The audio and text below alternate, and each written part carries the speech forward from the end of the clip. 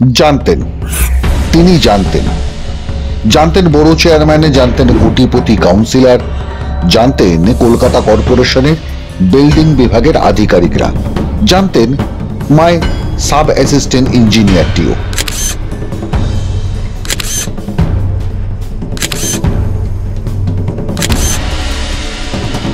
যেমন জানতেন ওই মৃতদেহগুলো, জানতেন আশেপাশের বাসিন্দারা যারা এখনো প্রাণ হাতে করে বেঁচে আছেন, গার্ডেন রিচের ওই 5 তলা বহুতলের আশেপাশে বসবাস করছেন আজও, জানতেন তারাও।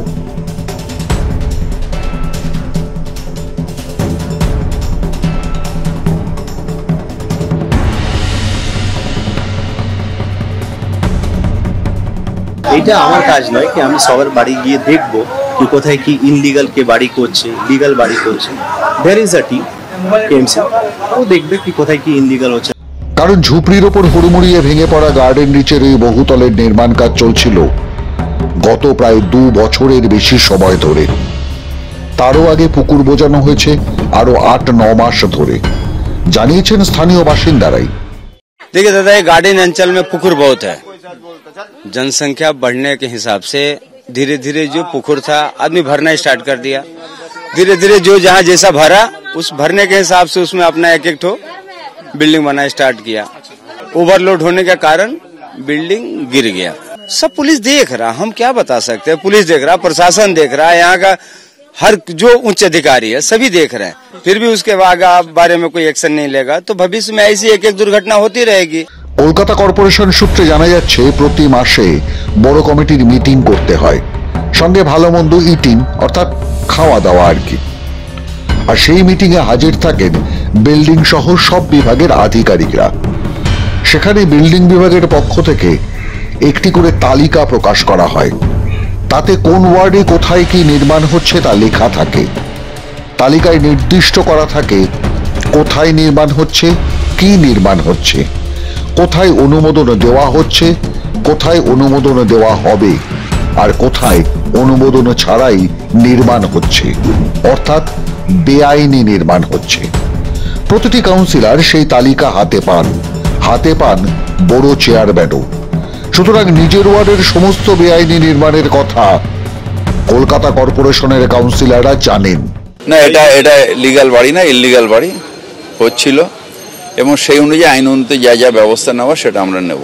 আমরা সব রকম চেষ্টা করি, তারপরে যদি কোন গলিতে কে ইললিগাল করছে এটা আমাদের পক্ষে জানাটা খুব মুশকিল। প্রমোটারের বিরুদ্ধে, কে প্রমোটার আমি জানি না, কিন্তু পুলিশ খোঁজ নেবে। কোন বাড়িটা প্ল্যানে হচ্ছে, কোন বাড়িটা আনপ্ল্যানে হচ্ছে, এটা কাউন্সিলরের দেখার কাজ না, এটা আধিকারিকদের দেখার কাজ।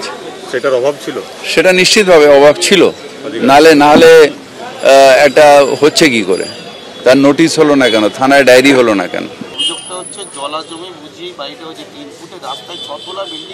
হচ্ছে এটা প্রথম নয়, ওই রাস্তাতেই 3 তলাতে আরো কয়েকটা হয়েছে, যেটা 12 বছর 15 বছর 20 বছর 25 বছর আগে হয়েছে। এটা একটা ট্রেন্ড চলছে, কিন্তু সেই ট্রেন্ডটা চলছিল কেন না, বিএলআরওর কাছে গিয়ে নাকি ছটিক হয়ে যেত, পারমিশন পেত না। এখন করা উচিত না, রয়েছে সেগুলোর নিশ্চিত অ্যাকশন নিতে হবে আমাদের। 2 বছর আগে সেকেন্ড কি হয় জানেন, মেইনলি যেটা হয় সেটা হচ্ছে যারা ইললিগাল প্রমোটার তারা ইললিগাল করে সাথে সাথে লোক ঢুকিয়ে দেয়। সেই লোকগুলো গরিব মানুষ, কষ্টের টাকা, তখন সেটাকে আর ভাঙা যায় না, এটা একটা সমস্যা। কাউন্সিলরের ওপরে কেন দিচ্ছেন জোর? এটা আধিকারিকদের দরকার। কাউন্সিলর জানবে কি করে কোন বাড়িটা লিগাল আর কোন বাড়িটা ইললিগাল? আপনি জানবেন কি করে? আপনাকে আমি এখানে হাঁটাবো কোন বাড়িটা লিগাল কোন বাড়িটা ইললিগাল, আপনি জানবেন কি করে? অতএব গার্ডেন রিচের নির্মীয়মানে বেআইনি বহুতল ভেঙে পড়ার ঘটনা যে 134 নম্বর ওয়ার্ডের কাউন্সিলর শামস ইকবাল জানতেন তা বোঝাই যাচ্ছে, এবং গত 3-3.5 বছর ধরেই জানতেন তা তো বলাই বাহুল্য। তাহলে যে প্রশ্নটা ওঠে সেটা হলো, মেয়র ফিরহাদ হাকিম কাউন্সিলরকে আড়াল করতে চাইছেন কেন? তিনিও কি রসফান্ডের ভাগ পেয়েছিলেন? 15 নম্বর বড় চেয়ারম্যান সেই রঞ্জিত শীল, যার বাড়ি সার্কুলার গার্ডেন রিচ রোডে, অর্থাৎ এই গার্ডেন রিচ এরিয়ার মধ্যেই। শেষবার প্রায় 11,000 ভোটে জিতেছিলেন এই রঞ্জিত শীল। বারবার 3 বার। বিশ্বাস করতে হবে তিনি জানতেন না?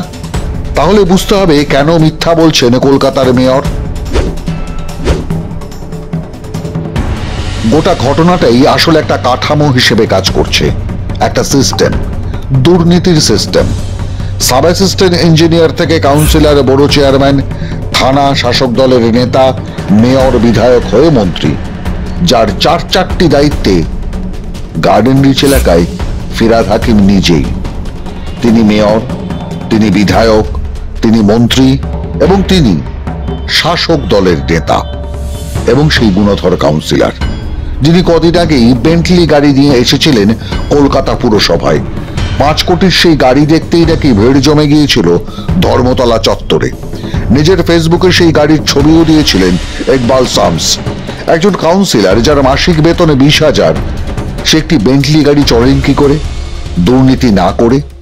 শুধু মেটিয়াবুরুজ গার্ডেন রিচ বন্দর এলাকায়, যেখানে মাননীয় মেয়র বিধায়কও বটে, সেখানে আমি সংখ্যা দিয়েছি 800 ইললিগাল কনস্ট্রাকশন আছে।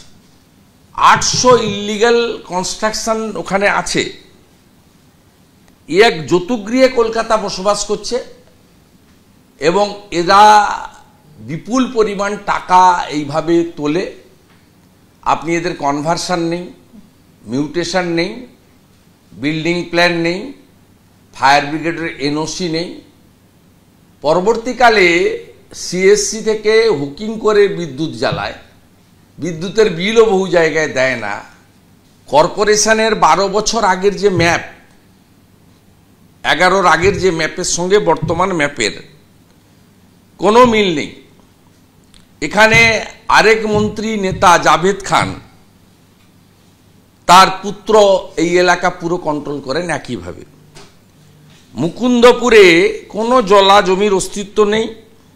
109 নম্বর ওয়ার্ডের কাউন্সিলর এবং আরেক মন্ত্রী টালিগঞ্জের, তিনি এখানে যুক্ত। এবং গার্ডেন রিচে শামস ইকবাল মানে অনিল, ভাবতে পারেন 5 দিন আগে 5 কোটি টাকা প্রায় কিছু কম দাম দিয়ে গাড়ি কিনেছে। এর আগে আপনাদের চ্যানেলেই অনেক জায়গায় দেখিয়েছিলেন একটা কাউন্সিলর কত দামি গাড়ি করে ঢুকছে। পার্ক সার্কাসে ঠিক একই অবস্থা।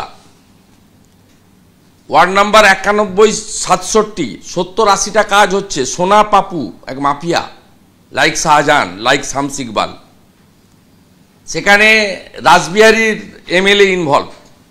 আজকে যে 6টি সংখ্যালঘু পরিবারের নিরীহ গরিব মানুষ, ঝুপড়িতে থাকা মানুষ, তারা খুন হয়েছেন, এর পিছনে আমি মনে করি পরোক্ষভাবে শামস ইকবাল, ফিরহাদ হাকিম এবং রাজ্যের মুখ্যমন্ত্রী, তার দল এবং তার সরকার দায়ী।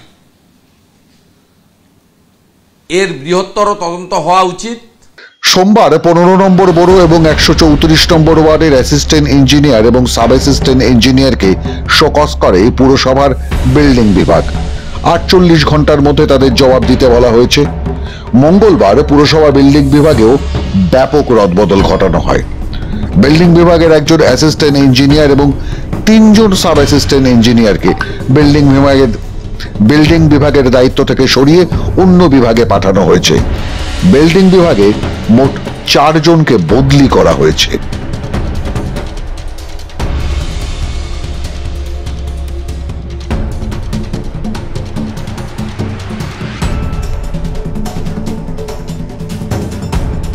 আসলে এখন নিজেদের বাঁচাতে কলকাতা কর্পোরেশনের ইঞ্জিনিয়ার ও সাব অ্যাসিস্ট্যান্ট ইঞ্জিনিয়ারদের ওপর কোপ দিচ্ছেন মেয়র।